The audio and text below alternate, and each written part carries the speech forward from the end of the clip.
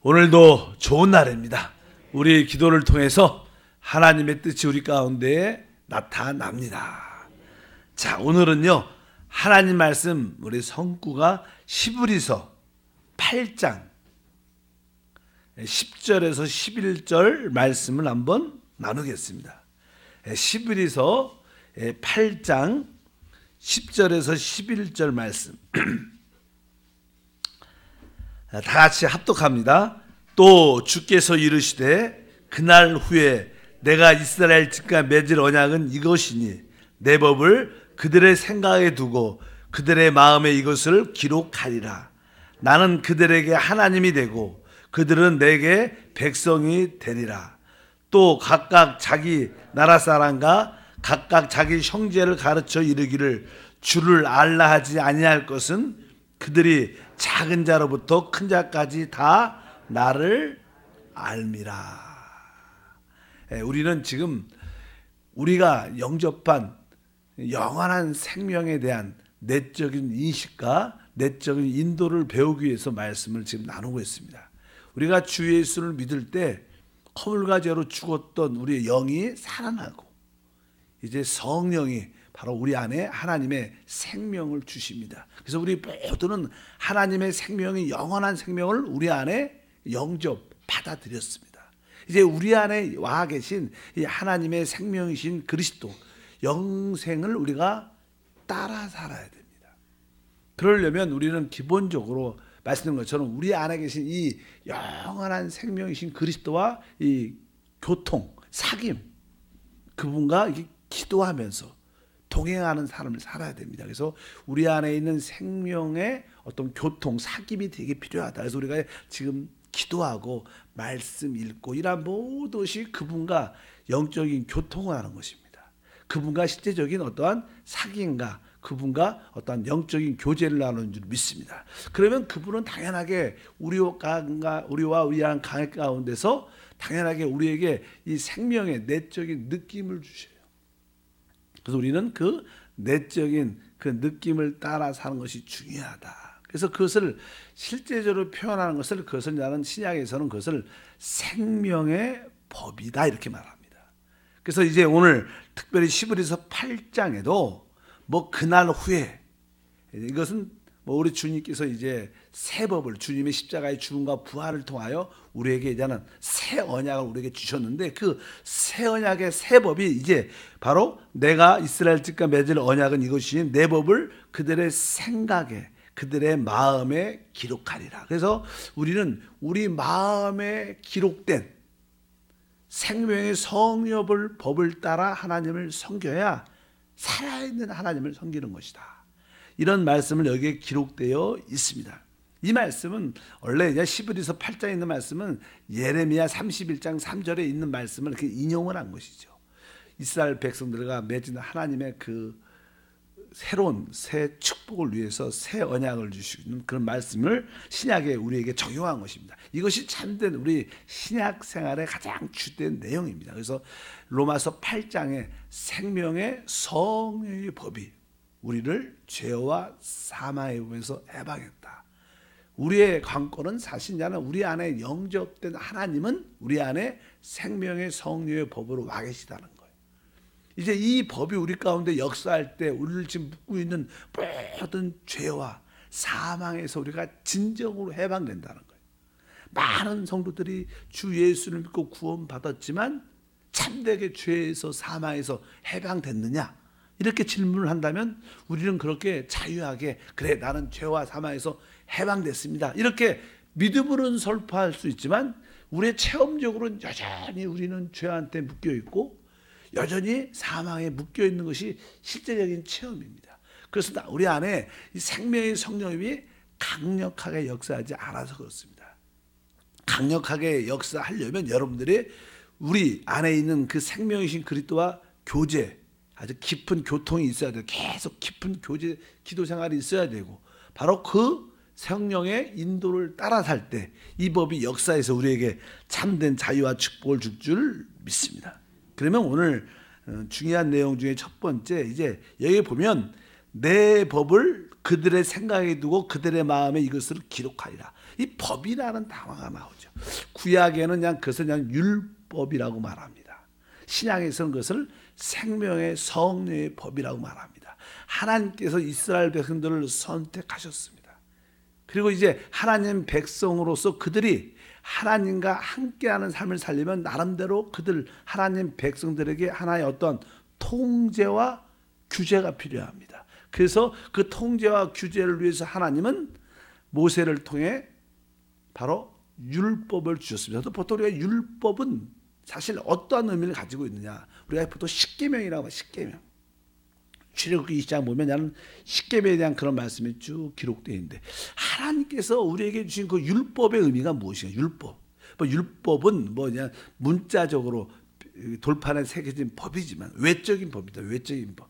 율법의 의미는 진정으로 무엇인가? 그것은 사실 율법은 하나님의 증거, 간증, 하나님의 묘사, 설명입니다. 예를 들어서 저에 대해서 이렇게 우리 한세 담임 목사는 키가 173이다. 이렇게 이런 모습을, 머리카락은 까맣고 이런 모습을 가지고 있다. 이렇게 어떤 기본적인 외적인 스펙, 공부한 그런 거 말고요. 그냥 외적인 어떠한 신상에 대해서 쭉 쓰면 이분은 이렇게 키도 이렇고 이렇구다. 그다음에 예를 들어서 나는 사진을 찍었다. 사진도 보여주면서 이분이 양 목사래. 이렇게 예를 들어서 율법은 그런 표현입니다. 율법은 하나님을 설명하는 거예요. 하나님을. 그래서 우리가 율법은 잠깐만 우리가 계명을 지켜야 된다 이런 생각을 자꾸만 하지만 그것도 부수적인 것이지만 이 율법을 통해서 우리는 하나님이 어떠한 분인 것을 알 수 있다는 거예요. 그래서 나는 우리가 보통 이게 하나님의 언약궤죠. 언약궤를 성경에는 증거궤 이렇게 말해요. 그 다음에 성막을 증거막. 왜? 거기에 하나님의 언약, 율법이 들어있기 때문에 그 율법의 의미는 뭐예요? 증거한다는 거예요. 하나님을 증거하고 하나님을 묘사한다는 뜻입니다. 그래서 우리는 율법을 통해서 우리가 섬기는 하나님이 어떠한 분인가를 정확하게 알 수 있다는 거예요.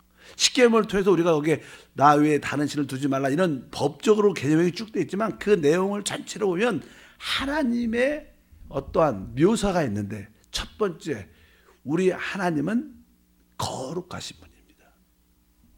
그래서 우리 하나님은 어떻게 보면 나는 질투하는 하나님이다 이렇게 표현해요.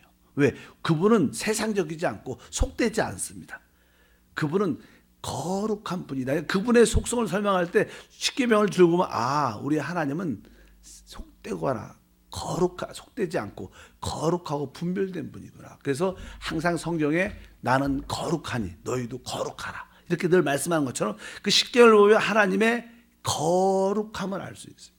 또 두 번째 십계명을 자세히 읽어보면 거기서는 바로 하나님의 의로우심을 느낄 수 있어요. 거기에 의라는 표현이 없지만 이 하나님의 모든 법 십계명 안에는 바로 우리 하나님은 의롭기 때문에 하나님에 대해서 다른 사람에 대해서 어떠한 법을 범하지 말라고 이렇게 늘 말씀합니다. 살인하지 말라, 간음하지 말라, 여러 가지 거짓 증거하지 말라. 이거 우리 하나님의 의로우시다는 거. 그러나 그 십계명을 또 자세히 보면 하나님은 뭐예요? 사랑의 하나님이에요. 그분에겐 긍휼이 있으시고 은혜가 있으신 분입니다. 그래서 우리 하나님을 설명할 때 그분은 어떤 분이에요?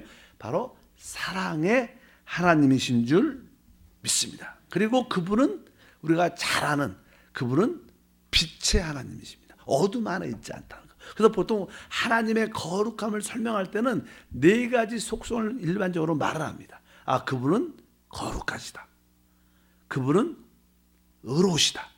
그분은 사랑이시다. 그분은 빛이시다. 그러니까 율법을 통해서 우리는 하나님이 어떠한 분인 것을 볼 수 있다는 거예요. 묘사할 수 있습니다. 계명을 지키는 안 지키는, 그러니까 그분은 이러한 속성을 갖고 계시기 때문에 이러한 속성에 따라서 그러한 법이 이렇게 만들어진 거예요. 하나님은 거룩하시구나. 하나님은 의로우시구나. 하나님은 사랑이시구나. 하나님은 빛이시구나. 이분이 바로 하나님에 대한 어떤 속성이십니다. 그것을 나는 법적으로 이렇게 기록한 게 보통 십계명이라고 말하죠. 그러니까 이 구약의 이스라엘 백성들은 하나님의 그 묘사, 하나님의 증거, 간증, 하나님의 표현인 그러한 법에 따라서 하나님을 섬겨야 그들이 진짜 하나님을 섬기는 것이라고 말씀하는 것을 분명히 알아야 될 줄 믿습니다. 그래서 십계명을 통해서 우리는 하나님을 설명하고 하나님을 묘사하고 그분의 속성이 어떠한 것을 분명히 알 수 있다. 그래서 우리도 하나님을 섬기려면 바로 이러한 네 가지 속성의 나름대로 규제를 통제를 받아야 된다. 여러분들이 행하는 모든 것이 거룩함에서 벗어나면 안 됩니다. 여러분이 행하는 것이 의로움에서 사랑에서 어떤 어둠, 빛 안에서 벗어나서는 안 될 것인 것을 분명히 알아야 됩니다. 왜냐하면 나라마다 다 자기 나라의 헌법, 법이 있습니다. 헌법이. 그 법이 그 나라를 대표하죠. 그런데 우리 대한민국은 이승만 정부 때 나름대로 그런 법이 영향 조금 있지만 보통 미국 같은 헌법 같은 걸 보면 정확하게 헌법을 이렇게 만든 초안자들이 있을 거 아닙니까? 거기에 어떤 나는 헌법을 준비한 사람들, 그 미국 헌법 같은 걸 보면 거기에 보면 그들은 그 헌법 안에 그들은 하나님을 아는, 하나님을 경외하는 사람이 이 헌법을 만들었구나 이런 생각을 들게 돼 있어요. 돈에도 이렇게 우리는 하나님을 신뢰한다 이런 말 써 있잖아요. 거기는 그러니까 미국 헌법을 보면 하나님을 섬기는 사람이 이것을 만들었다는 그런 느낌이 있어요. 다 있어요. 그러나 일본이나 솔직히 이게 중국이나 한국도 그렇지만 여기 헌법을 보면 하나님을 믿는 사람이 이것을 만들었지 않았구나 이것을 느껴요. 다릅니다. 왜? 그냥 하나님을 모든 법은 그것을 만든 사람을 표현합니다. 근데 미국 법 같은 경우는 하나님을 잘 믿는 사람이 이 법을 만들었구나. 그러나 대한민국이나 중국이나 일본, 이 동남아는 우상을 섬겼으니까 이런 법을 보면 그런 하나님과의 내용이 많이 같지 않아요. 어떻게 보면 일본 같은 경우는 우상을 섬기는 사람이 만들었구나 이런 느낌을 깊이 느낄 수 있다는 거예요. 바로 이 율법이라는 것은 바로 하나님의 표현인 것을 믿으시길 바랍니다. 그래서 여러분들이 율법은 법을 지키는 기본적인 전제를 가지고 있지만 여기서 하나님을 정확하게 알아야 돼요. 우리 하나님은 거룩하시다. 우리 하나님은 의로우시다. 우리 하나님은 바로 사랑이시다. 우리 하나님은 빛이시다. 이것이 바로 이런 통제 안에서 드디어 하나님. 근데 이 율법이 하나님의 속성을 성품을 보여주지만 우리가 그 법을 지키는 입장에서는 우리 그 법을 다 지키지 못하죠. 그러니까 그 율법은 우리에게 정죄, 심판을 가져와요. 그래서 성경에 보면 율법의 저주에서 우리를 속량했다. 그리스도께서. 왜? 율법은 선한 겁니다. 근데 결국 우리에게는 그것을 지키지 못하니까 우리에게는 정죄와 심판을 가져갑니다. 그래서 어떻게 보면 율법은 우리 체험으로는 그 율법 때문에, 율법의 정죄 때문에 우리는 저주 가운데 사는 거예요. 그래서 주님이 이 땅에 오셨을 때는 사실 그 모든 율법을 십자가에서 깨트렸다고 표현하죠.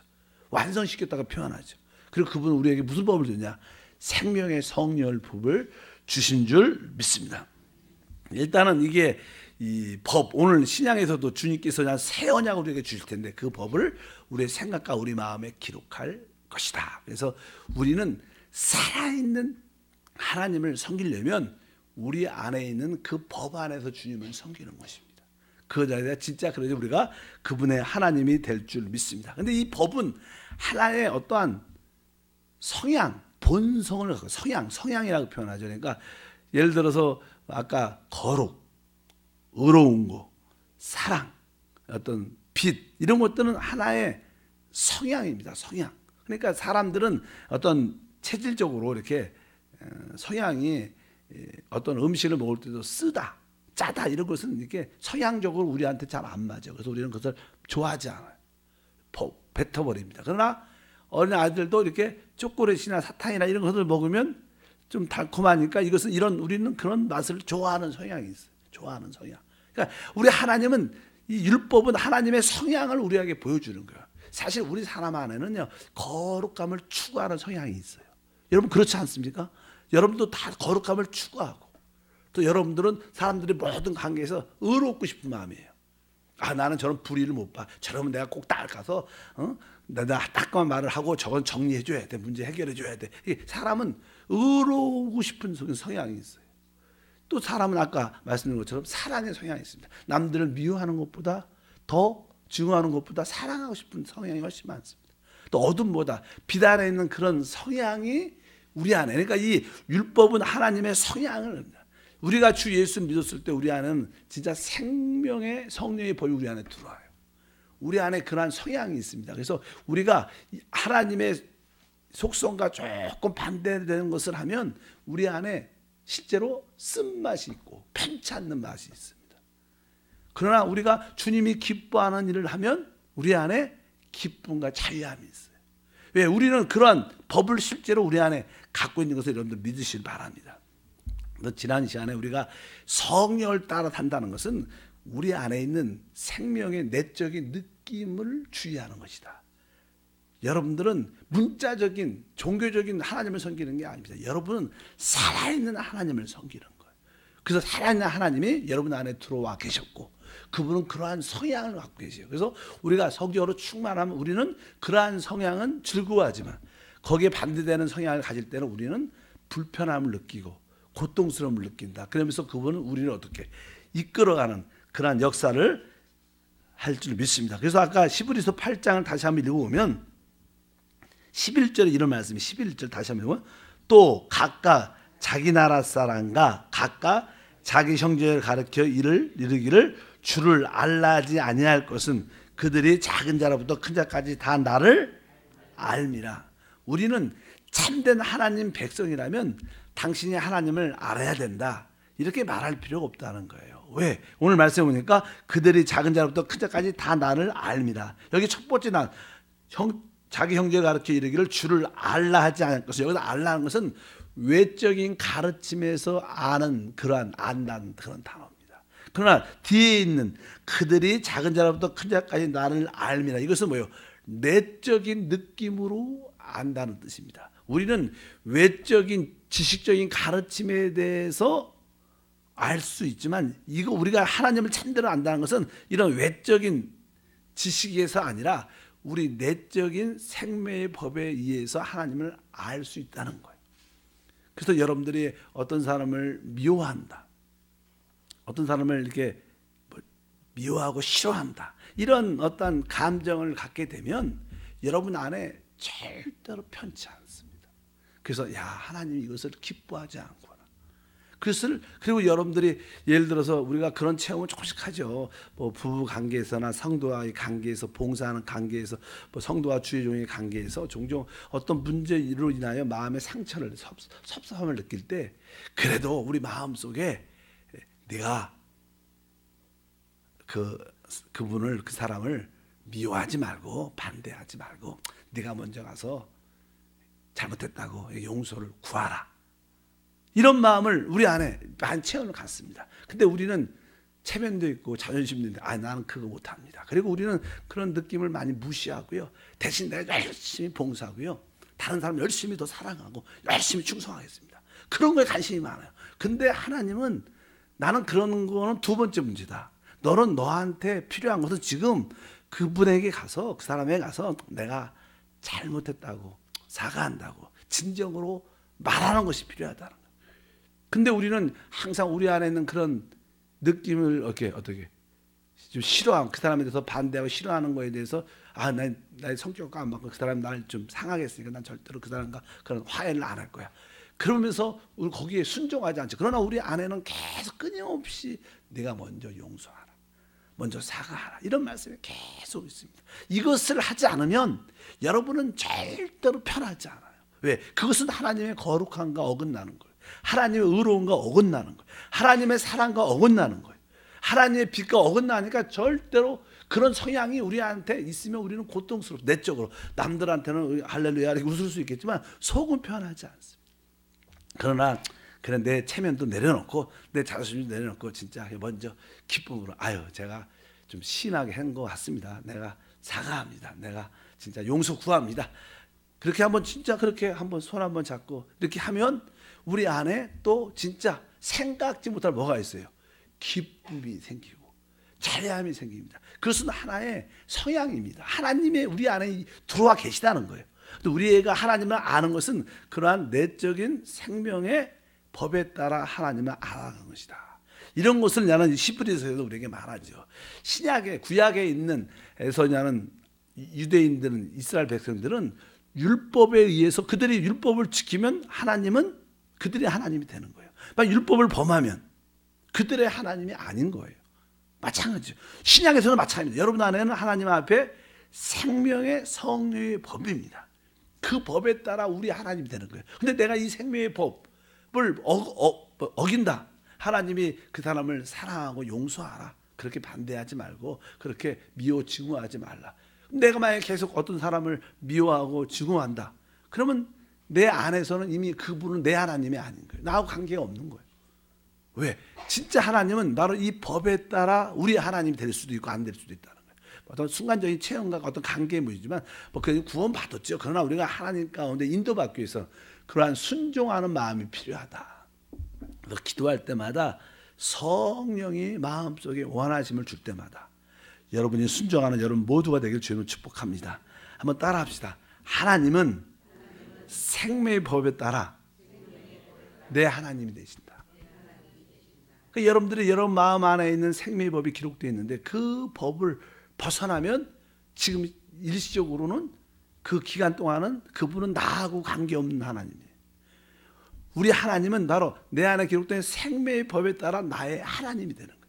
항상 우리는 우리 안에 있는 하나님의 인도, 성령의 역사에 순종할 때 하나님이 주시는 그러한 자유와 해방과 은혜와 축복을 누리게 될 줄 믿습니다. 근데 그분의 모든 취향, 그분의 모든 어떤 속성은 바로 아까 기본적인 원칙. 하나님은 거룩한 분이야. 하나님은 의로우신 분이야. 하나님은 사랑이셔. 하나님은 빛이셔. 이러한 속성 안에서 우리를 이끌어 가신다는 것을 우리가 알아야 된다. 여기에서 우리가 벗어나면 그분은 우리를 규제하고 통제합니다. 우리 마음에 편치 않고 불편하고 하나님과 관계가 서먹하고 어색하고 하나님이 안 계신 것처럼 느껴요. 마음속에. 왜? 그분은 그런 속성을 갖고 있어요. 그러나 여기에 여러분들이 부합이 되면 여러분들은 내적으로 되게 평안하고 자유합니다. 그럴 때 여러분 안에 뭐가 있어요? 성령, 하나님의 움직이심, 성령의 기름 부음이 있어서 하나님이 나에게 이런 일을 하기를 원하시구나. 하나님이 이런 뜻으로 날 축복하기를 원하시나. 그런 느낌을 깨닫게 되고 바로 우리는 그렇게 살아있는 하나님을 성령을 따라 섬기는 역사를 체험하게 될 줄 믿습니다. 이것은 그렇게 쉬운 일은 아니지만 쉬운 게 아니라 어려운 게 아니라 우리가 잘 이렇게 내적인 느낌에 관심이 많이 소홀해서 그런 거예요. 여러분들이 기도할 때마다 항상 여러분 안에 있는 그런 은혜를 누리길 주로 축복합니다. 아까 말씀드린 것처럼 우리는 영원한 생명이신 그리스도를 우리 안에 확실하게 영접했어요. 우리 안에 계신 그 영원한 생명과 어떻게 교제, 그분과 사귐이 있어야 돼요. 그분을 이렇게 늘 같이 대화하고 그분과 기도하고 관계를 맺어야 됩니다. 그러니까 생명의 뭐라 그래요? 교통이라고 하죠. 교통. 그리고 나서 그러면 항상 우리 안에 뭐가 있어요? 생명의 내적인 그 주님의 어떤 느낌이 있죠. 바로 그럴 때 바로 우리는 생명의 법을 따라 사는 것을 분명히 알게 될 것이다. 그것을 분명히 압니다. 그래서 보통 여러분들이 구약에 보면 이제는 구약 성경을 대표하는 게 율법과 선지자의 강령이다 이렇게 말씀해요. 그러니까 율법을 한마디로 율법과 선지자 서로 이렇게 돼 있잖아요. 근데 우리에게도 신약도 마찬가지다. 우리의 율법은 우리 안에 기록된 뭐예요? 생명의 성령의 법이고 이것은 하나의 규제, 통제를 위한 법이니까. 그러나 구약의 선지자들 어떤 만약에 예를 들어 어떤 문제가 있었을 때 이 법이라는 것은 동일하게 역사합니다. 하나님의 네 가지 속성, 거룩함 이런 거에 대해서 벗어나면 그것은 항상 동일하게 역사합니다. 그러나 또 선지자는 우리를 어떤 길로 가야 되는지 인도하는 역할이 있어요. 인도하는 역할. 예를 들어서 여러분들이 미장원을 머리를 이렇게 하러 간다. 머리를 하러 가는 것은 어떻게 깎아야 될 것이다. 예를 들어서 내가 머리를 어떻게 깎아야 될, 어떤 모양으로 깎아야 될 것이나 또 하나 문제는 뭐냐면 어느 이발소를 가든지 미장을 가든지 둘 중에 문제가 있어요. 여러분 머리를 이렇게 정리할 때 일단은 여러분들이 내가 이쪽 이발소를 갈까 미장원은 또 미장원도 어떤 미장원을 갈까 이런 문제가 하나 있고 또 하나는 뭐예요? 어떤 스타일로 자를 것인가? 그러니까 어떤 스타일로 자를 것인가의 느낌은 이 아까 법에 대한 문제입니다. 내가 머리를 이렇게 이상한 뜻을 하면 마음이 안 편할 수도 있어요. 그러나 여러분들이 미장을 가든 뭐 이발소를 가든 이 문제는 성경 말씀을 통해서는 알 수 있지 않아요. 성경 말씀부터 어떤 미장을 가라 어떤 이발소. 이것은 바로 인도자가 필요합니다. 그 인도자는 성령이시라는 거예요. 그러니까 여러분들 안에 생명의 법은 우리를 규제하지만 바로 여러분 안에 계신 성령은 우리를 인도한다. 그래서 항상 성령의 기름 부음은 우리를 인도하기 위한 것이고 생명의 성령의 법은 우리를 하나님의 속성에서 벗어나지 않도록 우리를 규제하는 기능을 갖고 있다. 그래서 여러분 안에 생명의 법의 어떤 통제를 받고 한편적으로 성령의 인도를 따라 살면 여러분 안에 하나님을 참으로 누리는 그러한 신앙생활이 될 것이다. 내일 이어서 하겠습니다. 하나님 아버지 감사합니다. 다시 한번 하나님 우리 안에 계신 그리스도와의 생명의 교제 또 생명의 느낌을 따라 하나님을 섬기는 우리 모두가 될 수 있도록 인도해 주시옵소서. 우리의 하나님은 생명의 법에 따라 우리의 하나님이 되십니다. 하나님의 그 속성을 우리가 벗어나지 않는 통제 안에 있게 도와주시고 또 한편적으로는 우리 안에 하나님의 움직이심이신 성령의 기름 부음이 우리 안에 충만케 하사 하나님을 참으로 섬기는 성도가 되도록 은혜를 베풀어 주옵소서. 주 예수 이름으로 기도합니다. 아멘.